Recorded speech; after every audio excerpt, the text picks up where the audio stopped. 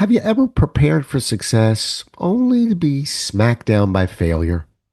Of course, that's a silly question because we all have. But let's have ourselves a pocket sized pep talk because, well, when it comes to delivering presentations, I thought I was impervious to failure. That is until recently when I came face to face with that dreaded arch enemy. Let me tell you a few things my audience taught me. A Pocket Sized Pep Talk, the podcast that can help energize your business and your life with a quick, inspiring message. Now, here's your host, Rob Jollis. The other day I delivered a program that just wasn't my best. It wasn't due to a lack of preparation or a lack of effort, but I was faced with obstacles with every move I made. I won't bore you with the details, but my favorite obstacle was leaving a breakout room and accidentally being locked out of my entire meeting. Suffice to say, it was a clunker. There were so many unexpected problems.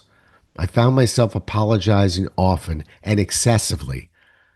I was supposed to teach this audience how to sell. I was supposed to be the pro. I was supposed to be as close to perfect as I possibly could be.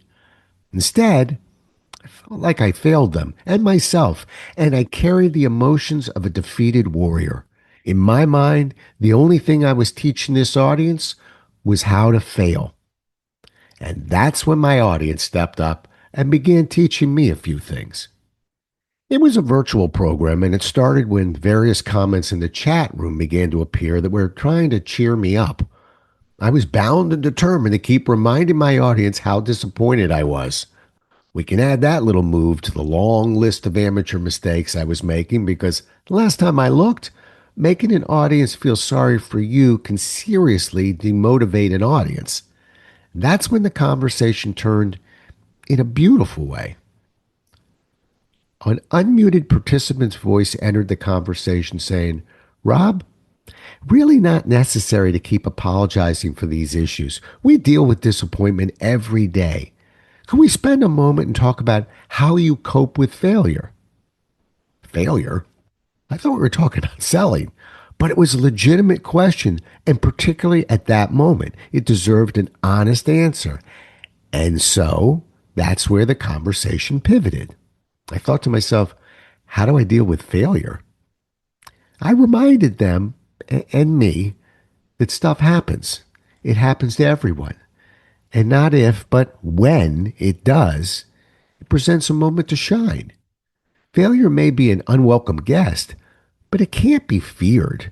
It must be faced with courage and a resolve to fight harder. I reminded them and me that whenever we do something that involves risk, we're more vulnerable to the possibility of failure. Rather than hide from it, we need to plan for it.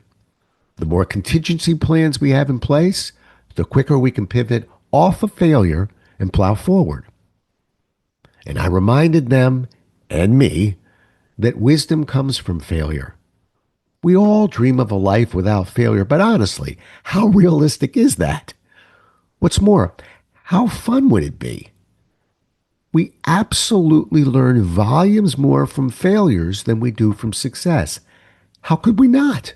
The lessons are clear and longer lasting, and those failures contribute to our ability to acquire true wisdom. So many people, including me, are so busy trying to impress people with the perfection of our given tasks that we forget that the best way to impress people is far simpler than that. We need to show people we're human. We need to show people we're humble. We need to show people that we bleed just like they do. I was supposed to be teaching an audience the power of selling. Instead, I was teaching them the power of failure. It seemed the attendees apparently enjoyed the session more than I did. I received multiple comments about how much they liked the information on selling, but many more comments saying they loved the information about failure. The moral of the moment is tailor-made for one of my favorite quotes from Robert Louis Stevenson, when he wrote, "The most beautiful adventures are not those we go to seek,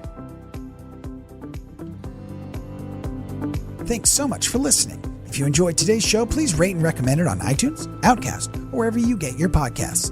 You can also get more information on this show and Rob at jollis.com.